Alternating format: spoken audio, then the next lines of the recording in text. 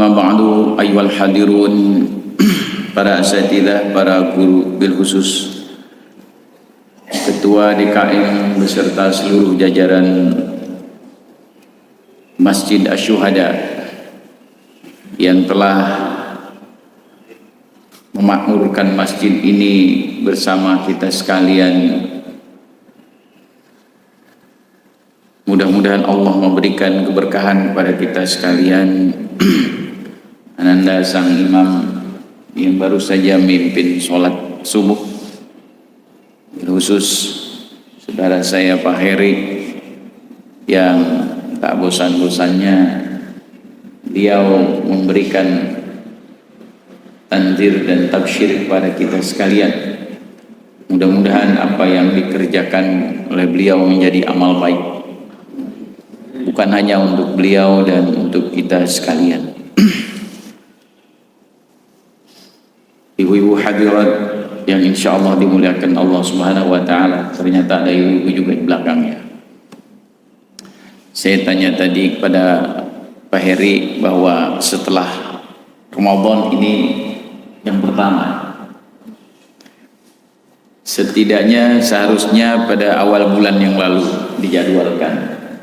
Yang pertama saya menyampaikan mohon maaf karena di FS3G itu pas pembukaan juga dan saya diminta di sana, nampaknya ditekankan juga. Ada pembicaraan saya dengan Pak Heri, hasil pembicaraan dengan sekretaris FS3G bahwa selepas dari sini saya berangkat ke sana. Ternyata dikhawatirkan tidak keburu di sana. Akhirnya kata Pak Heri, dari sana saja dulu karena di sana juga pembukaan. Untuk itu saya menyampaikan mohon maaf. Setelah Ramadan tentu kita mengharapkan fitrah yang telah kita lakukan agar diri kita menjadi fitrah kembali. Orang baru lahir itu kan fitrah. Kullu mauludin yuladu alal fitrah. Setiap manusia yang dilahirkan itu dilahirkan dalam keadaan fitrah. Tidak ada dosa, tidak ada salah. Manusia ketika dikandung ibunya ini usia 3 kali 40 hari ditiupkan ruhnya ditiupkan oleh Allah. Wa nafakhtu fihi min ruhi, aku tiupkan ruhku. Jadi ruh itu milik Allah. Dalam Al-Quran, wa nafakhtu fihi min ruhi, aku tiupkan ruhku. Kalau dilihat dari syakul kalam itu ruh yang masuk ke janin kita itu sudah ada. Makanya kalimatnya bukan wa khalaqtu, aku ciptakan. Kalau diciptakan berarti belum ada. Tetapi di situ wa nafakhtu, aku tiupkan. Karena ruh kita itu sudah ada sebelum kita dikandung, sudah ada. Ruh kita diciptakan di alam lahut, diturunkan oleh Allah ruh kita ke alam jabarut. Ruh kita diturunkan ke alam malakut. Alam malakut itu bersih. Diturunkan ke alam kholqi. Nah, ini ke alam kholqi. Maka dalam penciptaannya itu di alam kholqi, setelah ruh diciptakan ke janin kita yang dikandung oleh ibu kita 3 kali 40 hari, 120 hari, kalau hitungan bulan 4 bulan, ditiupkan ruh. Dalam tafsir, janin itu berubah menjadi an-nafs. Dia sudah ada ruhnya, sudah ada jiwanya. An-nafs. Maka kebiasaan orang Jawa itu begitu janin ditiupkan 4 bulan, itu ada acara 4 bulanan. Bener ya? Kalau di Betawi 7 bulanan.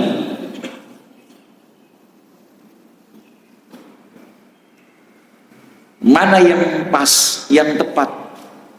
Itu adat istiadat. 4 bulan diadakan acara doa. Ngambilnya dari ditiupkan ruh itu. Maka adat istiadat Jawa yang menggunakan itu sebetulnya mensyiarkan syariat Islam, memberikan tanda syukur. Ada janin yang telah ditiupkan ruh, maka setelah janin ditiupkan ruh, fa'alhamaha fujuraha wa taqwaha, berubah potensi tadi dari mulai janin yang nempel, berubah menjadi bentuk manusia, ada ruhnya, diberikan ilham oleh Allah. Orang itu dari mulai dalam perut fujur dan takwa, potensi maksiat dan potensi ibadah, semua ada. Biar orang di dunia dia lahir,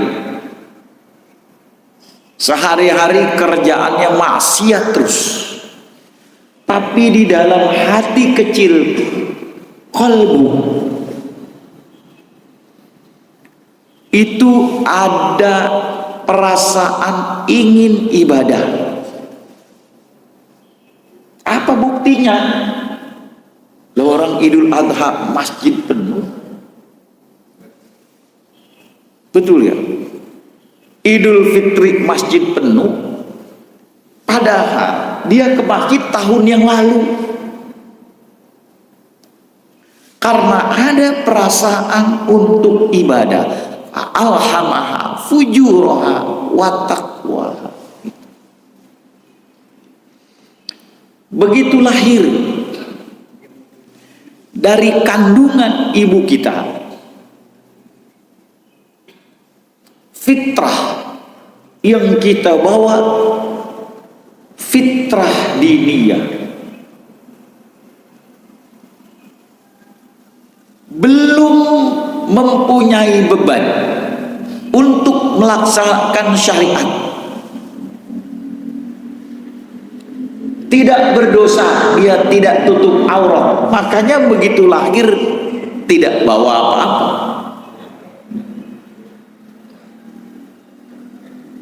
Fitrah akliyah, gak punya akal, akal pikiran untuk menggandakan sertifikat gak ada.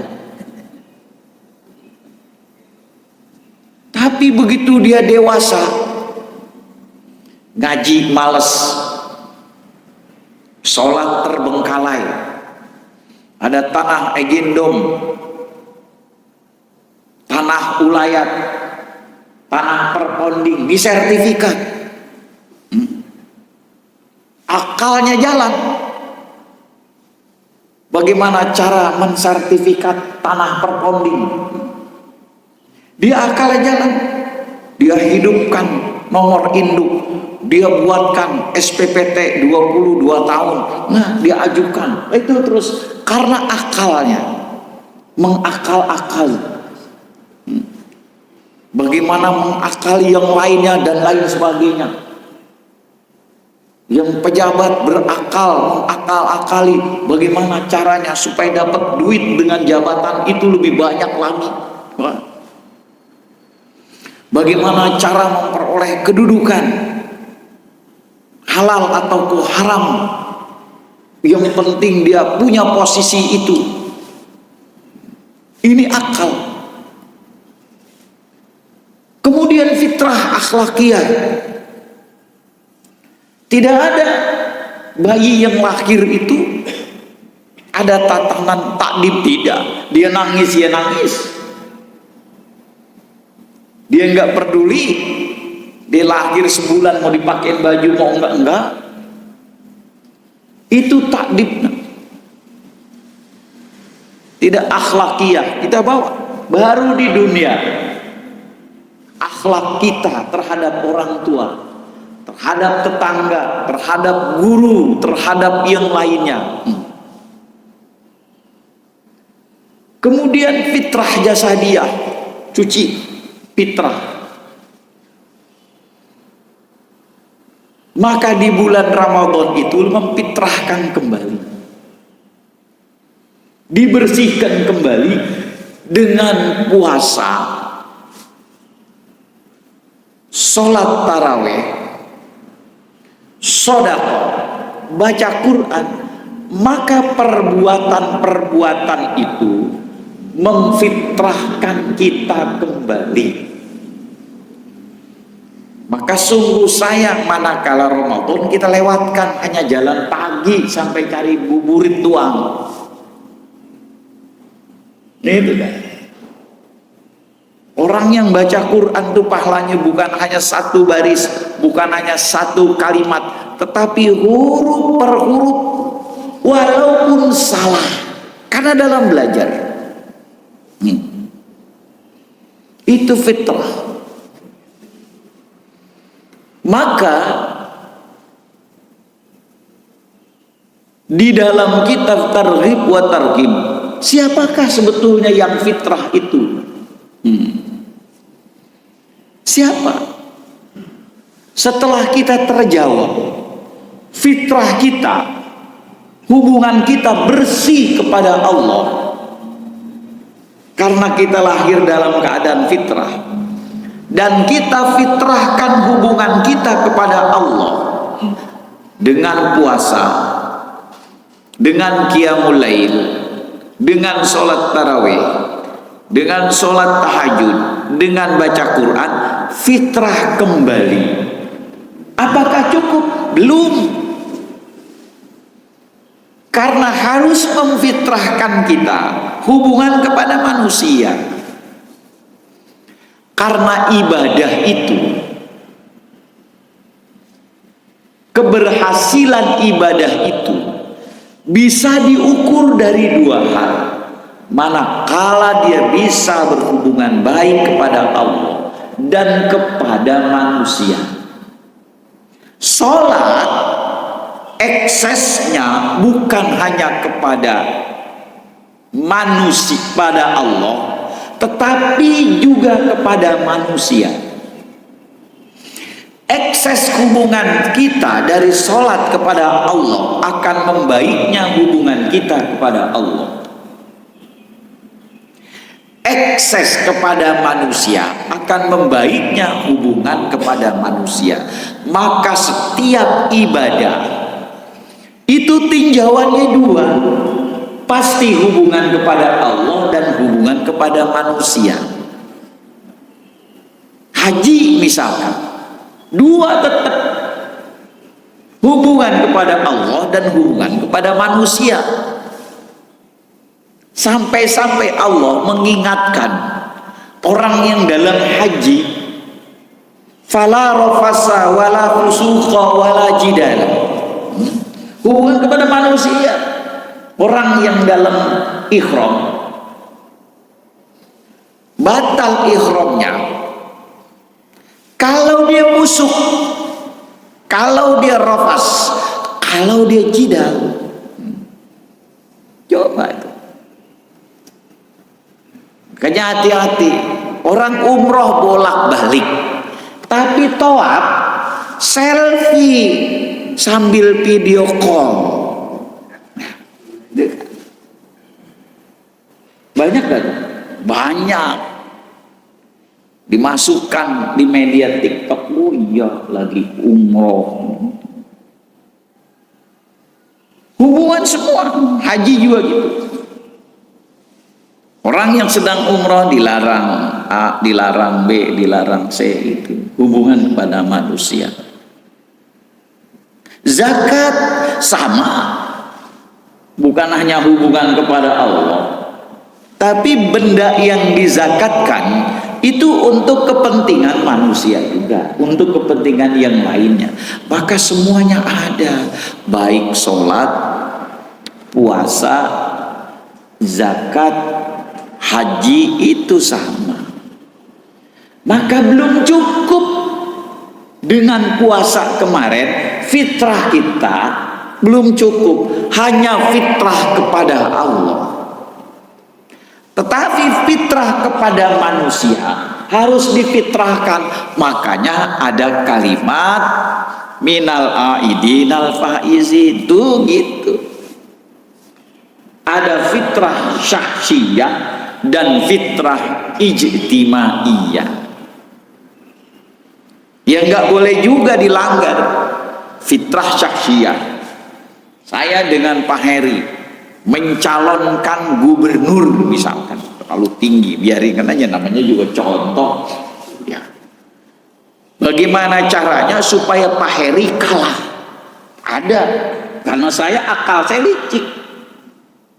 Bagaimana caranya supaya Pak Heri tidak tampil? Laporkan KPK. Begitu caranya, dipidana Pak Heri. Lah orang kalau dipidana mana dia sempat kampanye? Karena akal kita jalan supaya Pak Heri gak tampil, yang menang saya. Nah itu fitrah syahsiyah. Yang kedua fitrah ijtimaiyah, dalam perkumpulan maka harus difitrahkan. Maka antar tetangga, antar RT, antar RW, antar komplek, antar jamaah itu ada halal bihalal. Di Arab nggak ada. Ini yang termasuk hari ini, pagi ini, halal bihalal di pengajian, karena baru pertama gitu. Itu fitrah. Jadi kalau sudah semuanya, baik fitrah yang kita bawa maupun fitrah yang kita dapat di pergaulan, fitrah ijtimaiyah dan fitrah syahsiyah, baru kita Idul Fitri. Makanya dalam kitab Targhib wa Tarhib, siapa yang Idul Fitri? 3. Humul ladzi yasumu imanan wahtisaban. Orang yang puasa, puasanya karena Allah gitu. Kayak tadi dia puasa terawih, betul kan? Kadangkala kita kan puasa terawih ngelihat imamnya rada lama, kagak jadi Pak. Udah di rumah aja jadwal imamnya Ustadz Anu. Begitu di rumah juga dia kagak terawih karena nonton bola. Ngantuk habis makan tidur, ya bangun udah mepet mau sahur. Makanya coba lihat, ada sejarah sahabat Rasul, Ummi Maktum itu matanya buta, tinggal sendirian. Dia ke masjid.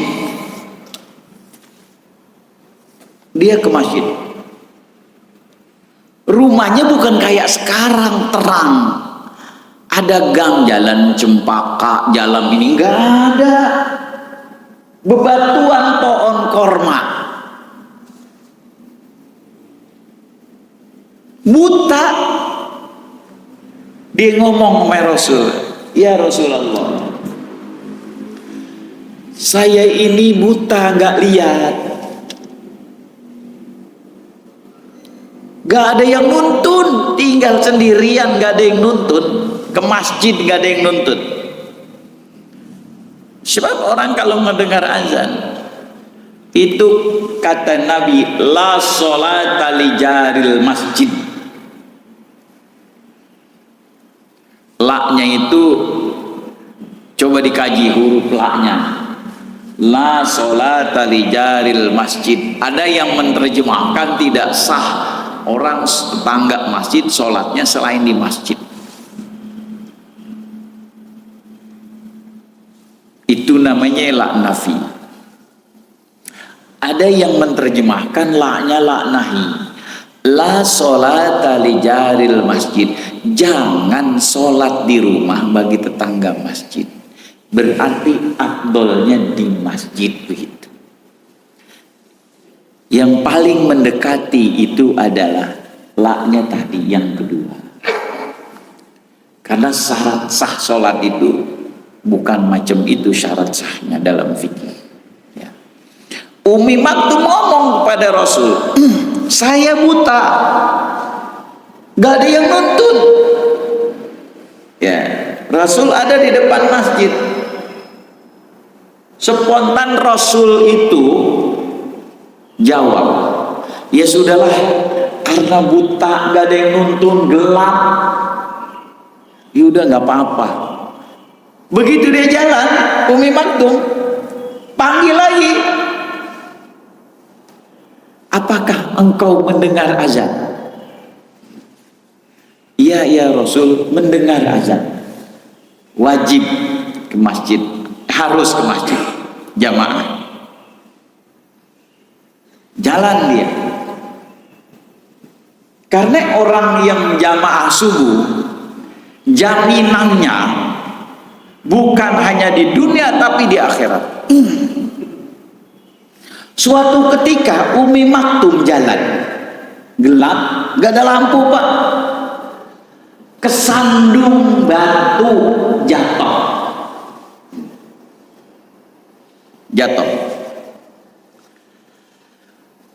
Karena jatuhnya nyungsep, kepalanya ini depan berdarah.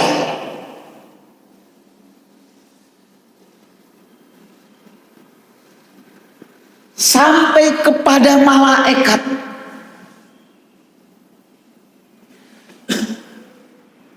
Sampai kepada Allah. Apa kata penduduk malaikat? Dimohonkan kepada Allah dan Allah kabulkan. Umi Maktum diampuni dosanya.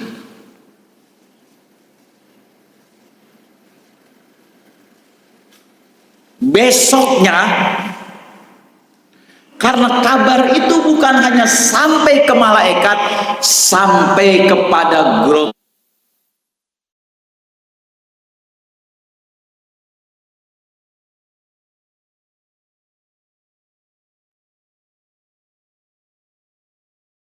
jadi wujud manusia nuntun Umi Maktum dari rumah ke masjid terus tiap hari. Baik tiap hari. Kalau ada batu dikasih tahu, awas di batu. Sampai ke masjid itu setan nuntun. Setan nuntun, pulang dituntun lagi, balik lagi. Subuh-subuh belum ya udah dijemput sama setan di depannya. Dituntun sampai ke masjid, pulang balik lagi. Umi Maktum kaget, kok enggak tumben, nggak biasanya. Lama-lama orang baik ini ditanya sama Umi Maktum, engkau sebetulnya siapa? Kau baik sekali nuntun aku ke masjid. Jawab, aku adalah setan. Kaget Umi Maktum. Ngapa engkau begitu baik nuntun aku sholat? Apa jawab setan? Ketika engkau jatuh, Allah mengampuni dosa engkau dan engkau boleh untuk tidak sholat ke masjid. Aku ingin engkau sholat di masjid dan Allah tidak mengampuni engkau. Bayangkan, Allah tidak menjamin ampunannya sampai seperti itu. dituntut ngarepin Umi Maktum yang sudah dijamin ampunan itu dirubah oleh setan, tidak dijamin ampunannya. Coba bayangin, begitu besar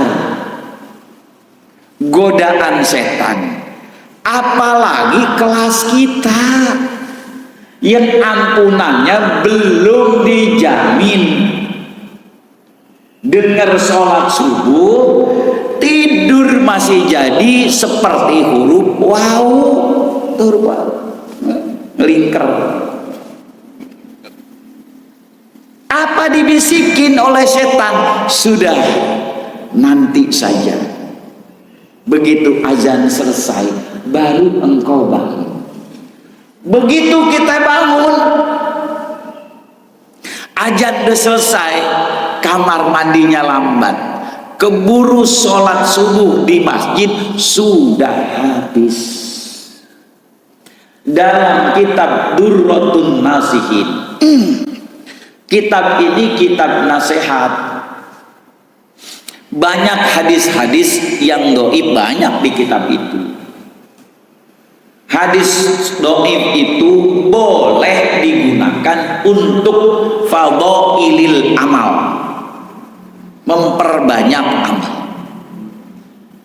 Ketika kita tidur, dalam kitab itu disampaikan, kita itu diikat oleh 3 ikatan oleh setan, 3 lilitan. Lilitan pertama putus ketika kita membaca doa alhamdulillahilladzi ahyana ba'dama amatana wa ilaihin nusyur. Putus.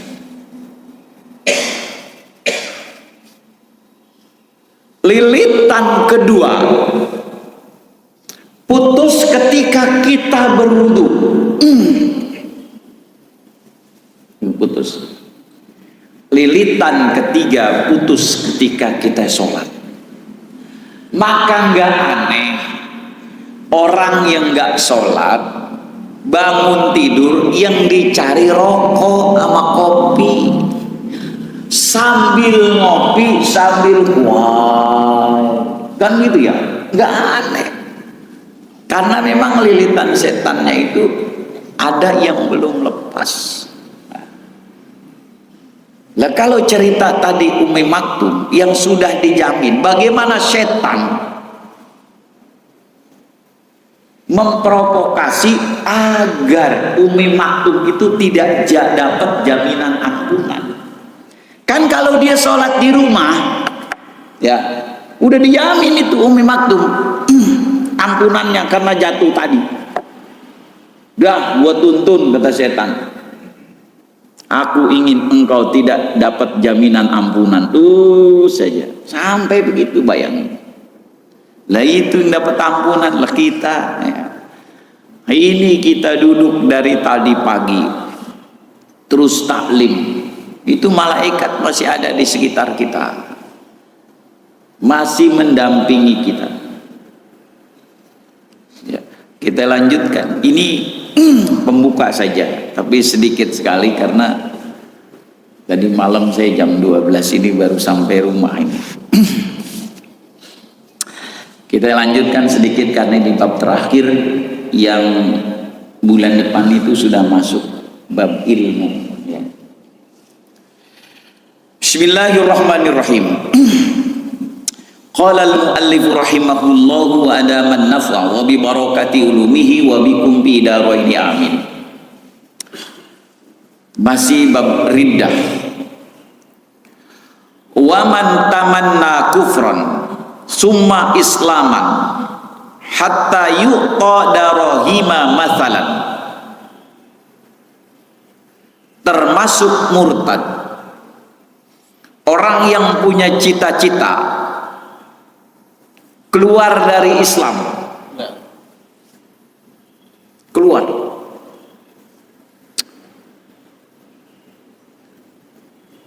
hatta yu'ta darahima masalan. Misalkan mengharapkan satu kedudukan, mengharapkan satu kebendaan atau keuangan. Nggak apa-apa. Nikah, pindah agama, di sini. Nanti pindah lagi. Yang penting ngawinin dia aja dulu. Itu namanya punya cita-cita kufur sementara. Punya cita-cita kufur sementara. Itu walaupun baru cita-cita model kayak itu sudah irtadda anil Islam, murtad. Orang baru cita-cita. Karena niat ini, semua ibadah itu niat itu ditempatkan di rukun. Sholat itu niat sholat. Kalau usolli itu namanya talafuz bin niyah. Dalam kitab Fathul Mu'in itu niat itu dilafazkan. Jadi usolli fardhu subhi rakaataini mustaqbilal kiblati adaan ma'muman lillahi ta'ala, itu niat yang dilafazkan. Bagaimana orang enggak mengucapkan lafaz sah? Karena itu niat yang dilafazkan. Karena niat adalah definisinya qardu syai'in muqtarinan bi fi'lihi. Kalau kalimat bahasa pesantrennya qardu syai'in, menyengaja tentang sesuatu, muqtarinan bi fi'lihi, dibarengi dengan perbuatan. Kita sholat Allahu Akbar, itu sah walaupun nggak pakai usolli. Apa fungsinya usolli? Dalam kitab Fathul Mu'in disebutkan lil khusyu'i, agar kita tambah khusyuk. Diri dulu usolli fardhu subhi dan seterusnya Allahu Akbar. Itu fungsinya. Tapi nggak diucapkan sah Allahu Akbar, sah. Karena niatnya muqtarinan bi fi'lihi, itu adanya di qalbu, di hati. Puasa sama, niat juga rukun. Haji sama. Maka kalau kita niat untuk menjadi kafir, murtad. Karena niatnya sudah seperti di sini disebutkan, waman tamanna kufran summa islaman hatta yuqta darahima masalah. Ternyata kufur beneran, ya kufur. Ya.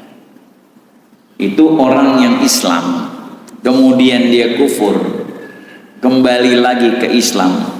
Dalam Al-Quran disebutkan di hari kiamat itu ada dua muka. Ya, ada dua muka. Fa'ammal ladzina aswaddat wujuhum, orang ada yang mukanya hitam. Akafartum ba'da imanikum, dia kufur setelah beriman. Kufur setelah beriman. Fadhuqul adzaba, maka tidak henti-hentinya diazab. Bima kanu yakdzibun, apa yang telah mereka dustakan. Mukanya hitam. Beda. Dulu ada seorang muslim kufur, ya, kufur, muslim lagi, kufur lagi. Terakhir begitu udah pensiun, udah tua, dia muslim. Itu disebutkan dalam Al-Quran seperti itu, karena mempermainkan agama, mempermainkan keyakinan dia kepada Allah. Ya, kalau kita nggak sebanding, tapi satu contoh. Kita mainin, akhirnya saya mainin, udah dikasih nggak jadi, kesel juga ini orang mainin remote gitu kan. Baru itu masalah yang kecil.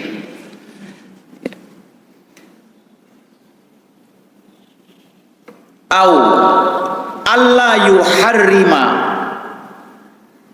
Allahu ma lam yakun halalan fi zamanin qat,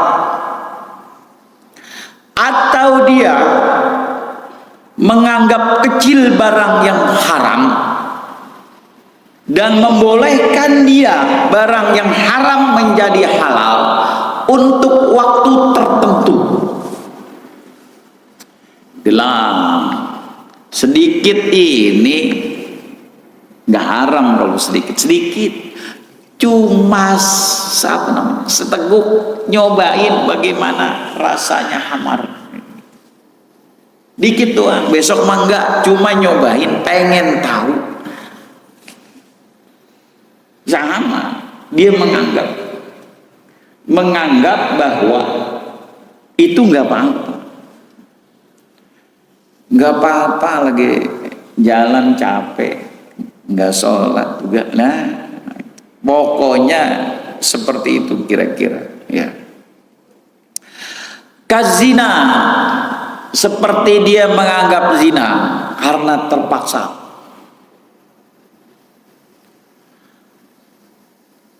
Wazulmi, atau berbuat zolim kepada orang.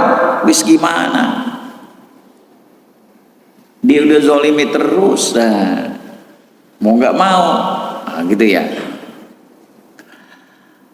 Wal qatli, atau membunuh.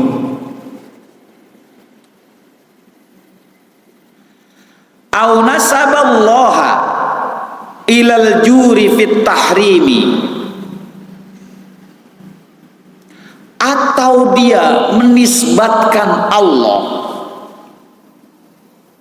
dengan hal-hal yang zolim. Ini saya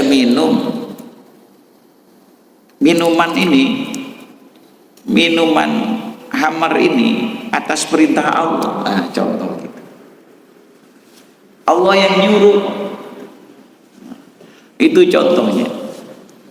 Makanya di dalam bab akidah, memang akidah itu harus dipegang tuh. Sehingga Luqmanul Hakim di dalam Al-Quran pertama yang diingatkan akidah untuk anaknya. Itu yang pertama. Maka ibu-ibu kita yang punya anak, atau kita punya mantu, punya anak yang mau punya cucu, ingatkan anak kita, mantu kita, yang pertama dibangun adalah akidah. Itu. Kalau akidah bangun dari awal, dari kayak tadi yang 4 bulanan, 7 bulanan, lahir dikasih nama yang baik, diajarkan agama, begitu. Luqmanul Hakim yang pertama diajarkan itu sama akidah. Ya bunayya la tusyrik billah inna syirka la zulmun azim. Baru tatanan yang lainnya. Ya. Kenapa? Karena itu adalah pondasi. Maka kalau kata kitab Al-Manar di dalam tafsirnya, itu ciri-ciri orang yang bertakwa kan diantaranya muhsin. Di antara ciri orang yang muhsin, di antara 3 ciri adalah yang pertama, man assasa asasut taqwa tauhid. Orang yang punya pondasi tauhid, akidah yang kuat, itu baru muhsin. Karena kalau sudah akidahnya kuat, dia pasti hukum syariatnya dilaksanakan, fikihnya dilaksanakan. Gak mau misalkan dia melenceng, gak mau dia berbuat curang, gak mau. Nah, terakhir nih, karena sudah jam 6. Lalu bagaimana cara tobatnya. Nah tadi baru gambaran fitrah kepada Allah, fitrah kepada manusia, ternyata belum fitrah. Lah kalau dosa kepada Allah, ya maaf kepada Allah. Dalam kitab, lupa sekali saya itu, syarahnya Imam Nawawi. Itu ada syaratnya 3 di situ. Nuzhatul Muttaqin, dalam kitab Nuzhatul Muttaqin di jilid 1 itu ada 2 jilid. Itu di situ ada disebutkan syaratnya. Ya. Kalau kepada manusia tambah 1, in kana yata'allaqu bimalin. Kalau berkaitan dengan harta, fayaruddu ila sahibiha, kembalikan. Tapi kaitannya misalkan dengan kalimat, dengan licik, lah minta maafnya gimana? Berat.